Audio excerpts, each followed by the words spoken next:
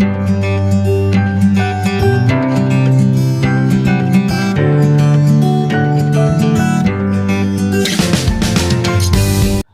Morning students, good morning friends. आज मैं आप लोगों को कोई चीज़ पढ़ाने नहीं बल्कि एक अपनी छोटी सी खुशी आप लोगों के बीच शेयर करना चाहता हूँ।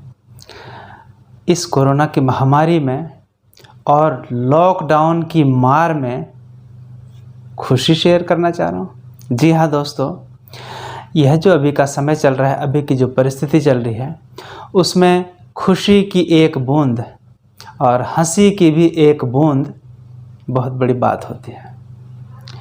मैं अक्सर संदीप माहेश्वरी जी के जो इंस्पिरेशनल मोटिवेशनल वीडियोस हैं, मैं समय पर देखता रहता हूं, मैं उनको फॉलो करता हूं।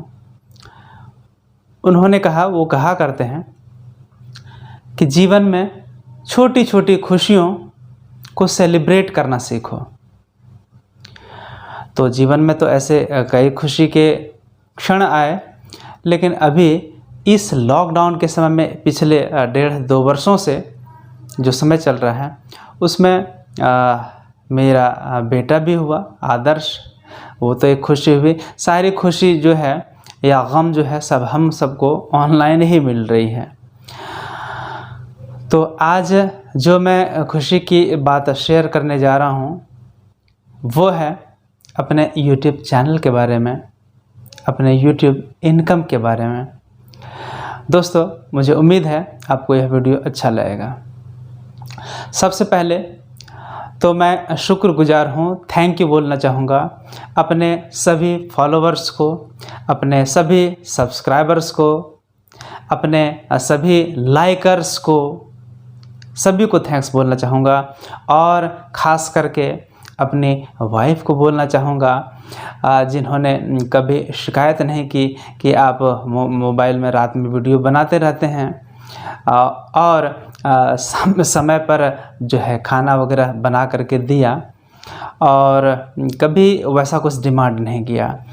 मैं आभार व्यक्त करना चाहता हूं अपने मम्मी पापा का।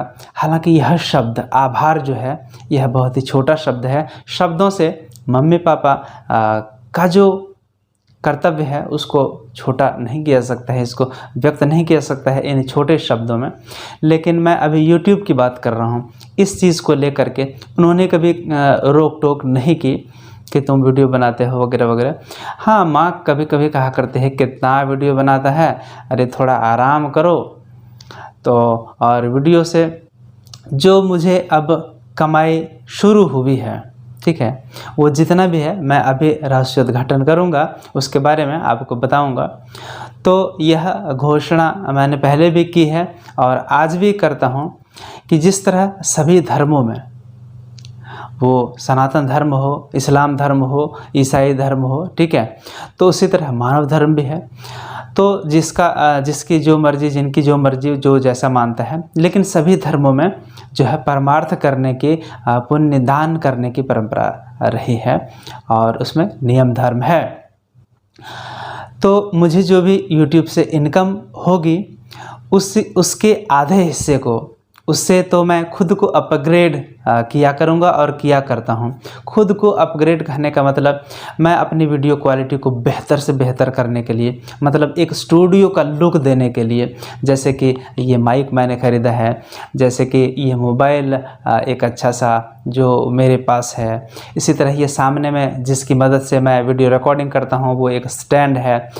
ये पीछे जो बैकग्राउंड आपको चकाचक लग रहा है, ये ग्रीन स्क्रीन का कमाल है। वह ग्रीन स्क्रीन मैंने लिया है। इसके बाद ग्रीन स्क्रीन को फिर रखने के लिए फिर बड़ा सा स्टैंड है, उसको मैंने लिया है। फिर ट्राइपॉड है, उसको मैंने लिया है। तो इस तरह से कई चीज़ें हैं जिससे मैं खुद को अपग्रेड किया करता हूं अपनी वीडियो क्वालिटी को बेहतर करने के लिए। और उसका जो 50% रेस्ट जो इनकम है उसको मैं लगाऊंगा और लगाता हूं चैरिटी में। चैरिटी खाने का मतलब हो गया कि दान पुण्य में, मतलब जिन लोगों को, जिन व्यक्तियों को, जिन संस्था को ज़रूरत पड़ती है तो मैं खड़ा होता हूं और जितना भी सक्षम हो पाता हूं मैं उन लोगों की मदद करता हूं और आगे भी करूंगा। तो इसके लिए मुझे ना तो मेरी वाइफ ने और न ही मेरे मम्मी पापा ने कभी टोका कि पैसा तुम कहाँ बर्बाद कर रहे हो या आबाद कर रहे हो, जो भी है, कभी ऐसा नहीं कहा कि तुम क्यों इसको दान में लगा रहे हो, खुद पर ही सिर्फ लगाओ। मतलब कि इतना स्वार्थी बन करके नहीं रहना है जीवन में। अभी का जो समय है इसमें तो है कि एक दूसरे का आपको साथ देना चाहिए। तो इन लोगों का मैं शुक्रिया अदा करना चाहता हूँ, सभी का आभार प्रकट करता हूँ। अपने दोस्तों का जिन्होंने कहा कि यू कैन डू इट, आपके अंदर कैपेबिलिटी है, आपके अंदर कैपेसिटी है, आपके अंदर एबिलिटी है, आप कुछ कर सकते हो। उन सब का मैं शुक्रगुजार हूँ, अपने दोस्तों का जिन्होंने मुझे मोटिवेट किया, जिन्होंने मुझे इंस्पिरेट किया।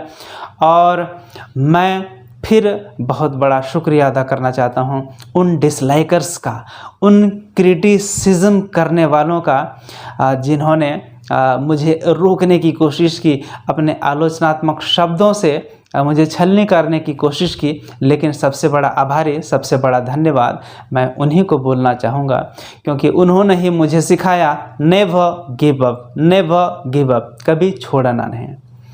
कई बार मन में प्रश्न उठता होगा, दूसरों के भी मन में, कि आखिर ये वीडियोस, ये कंटेंट्स वो in the form of audio, in the form of video and what ever it may be the form, क्यों बनाएं, क्यों रिकॉर्डिंग करें। यदि इस तरह के प्रश्न लोगों के भी आते हैं तो मैं बोलना चाहूँगा कि आप मान लीजिए आप एक टीचर स्कूल में बहुत अच्छा पढ़ाते हैं, इसका क्या प्रूफ है, तो प्रूफ के रूप में आपके पास वीडियोस होने चाहिए। कहने का मतलब, जब सारी चीज़ें डिजिटलाइज्ड हो गई हैं, डिजिटल चीज़ें अवेलेबल हैं, तो आपको भी स्मार्ट बनना पड़ेगा। तो उसके लिए आपको अभी अपने कार्यों को डिजिटलाइज करना पड़ेगा। अभी मोदी जो भी काम कर रहे हैं या सरकारें जो भी काम करते हैं उसको डिजिटलाइज्ड करती हैं, उसको रिकॉर्ड का रूप देती हैं, दस्तावेज़ का रूप देती हैं। आपने अच्छा काम किया, प्रशासन विभाग या सरकार जो है किस चीज़ के आधार पर आपको जो है पुरस्कृत करेगी या फिर प्रशस्ति पत्र देगी, तो कुछ तो देखेगी। तो भौतिक रूप से तो होना ही चाहिए, साथ ही साथ उसका एक डॉक्यूमेंटेशन भी होना चाहिए। यदि वेद पुराण ये किताबें लिखी नहीं जाती, उपनिषद वगैरह, जो ब्राह्मण ग्रंथ वगैरह, तो इसके बारे में लोगों को कम पता चलता। क्योंकि शुरुआत में जो वेद है वो उसको तो अपौरुषेय कहा गया है, क्योंकि उसका कोई लिखने वाला नहीं, उसका कैसे जन्म हुआ उन श्लोकों का, इसके बारे में कोई पता नहीं है, इसलिए अपौरुषेय उनको कहा जाता है। तो जब इसको लिखा जाने लगा, मतलब एक तरह से ये रिकॉर्ड हो गया। पहले ये श्रुति रूप में जाता था कि गुरु ने कहा, फिर शिष्यों ने सुना, फिर उन शिष्यों से उनके शिष्यों ने ऐसे ही जाता था। लेकिन जब से ये डॉक्यूमेंटेड हो गया, ये किताब के रूप में, ये भोजपत्र के रूप में उपलब्ध हो गया, तब तो ये एक दस्तावेज बन गया। तो दस्तावेज जो है वो एक लिखित प्रमाण हो जाते हैं भौतिक रूप से। तो इसलिए हमें भी अपने कार्यों को दस्तावेज़ का रूप देना चाहिए, डॉक्यूमेंट्स का रूप देना चाहिए। दूसरा एक कारण तो ये हो गया।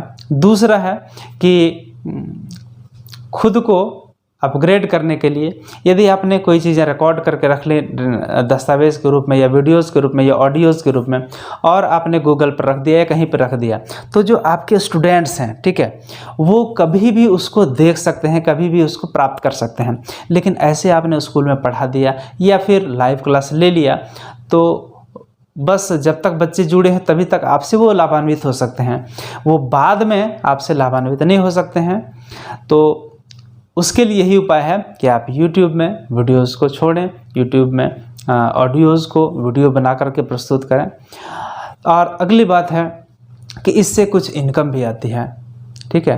तो आप खुद को अपग्रेड करते हैं, लोग सब्सक्राइब करते हैं, लोगों के व्यूज़ बढ़ते हैं, तो फिर आपको कुछ इनकम भी होता है। ऐसे यूट्यूबर हैं इस YouTube में जिनको कि लाखों रुपये महीने मिलते हैं, ठीक है।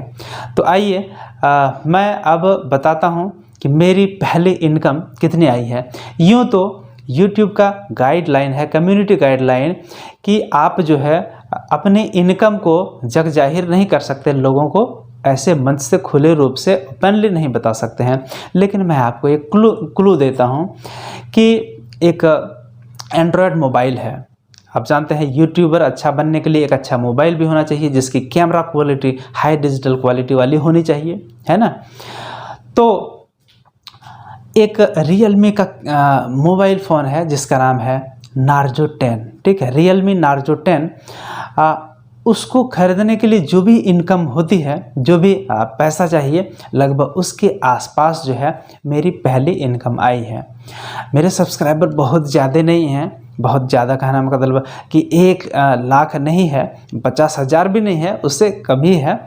लेकिन जब मैं अनुभवी लोगों से मिलता हूं तो उनका कहना है कि आपके कम से कम 50,000 जो है 50,000 के आसपास सब्सक्राइबर होने चाहिए। तो सब्सक्राइबर होने से क्या फ़ायदा होता है कि जब आप कोई वीडियो, कोई कंटेंट आप डालते हैं तो उसकी नोटिफिकेशन उन सब्सक्राइबर्स तक पहुंच जाती है, और उनमें से यदि 50,000 आपके सब्सक्राइबर हैं, उनमें से यदि 5,000 या 10,000 लोग भी वीडियो देख लेते हैं तो आपकी अच्छी खासी इनकम हो जाती है। तो शुरुआत में तो मैं आया था सिर्फ काम करने के लिए, अपना डॉक्यूमेंटेशन करने के लिए, अपना रिकॉर्ड रखने के लिए।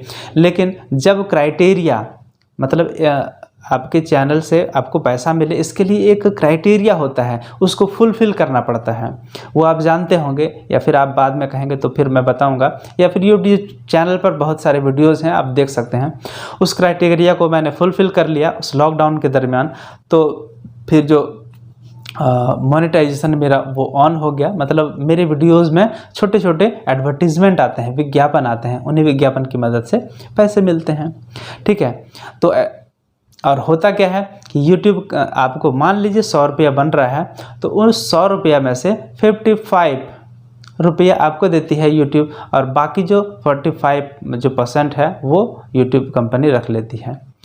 तो नहीं तो लोग बहुत जल्दी ही लखपति और करोड़पति बन जाएंगे, ठीक है। तो मुख्य रूप से डिपेंड करता है कि आपके YouTube पर व्यूज़ कितने आते हैं। तो जितना ज़्यादा व्यूज़ आएंगे उतनी ज़्यादा आपको इनकम होगी। तो दोस्तों और बच्चों, आप लोगों के प्यार, आप लोगों के आशीर्वाद, आप लोगों के क्रिटिसिज्म से मुझे आगे बढ़ने का मौका मिला, और मैंने निश्चय कर लिया कि आई शैल नेवर गिव अप, मैं कभी नहीं छोड़ूंगा। ये अच्छा काम है, इसको लोग सराहते हैं और आगे बढ़ते जा रहा हूँ। जब शुरुआत में क्या होता है, जब लोग फिसल जाते हैं, जब लोग रुक जाते हैं क्रिटिसिज्म से, उसी समय थोड़ा सा धैर्य रखना पड़ता है। इसके बाद फिर आप ऐसे बन जाते हैं कि आपको इंस्पिरेशन की ज़रूरत नहीं पड़ जाती है, बल्कि आप खुद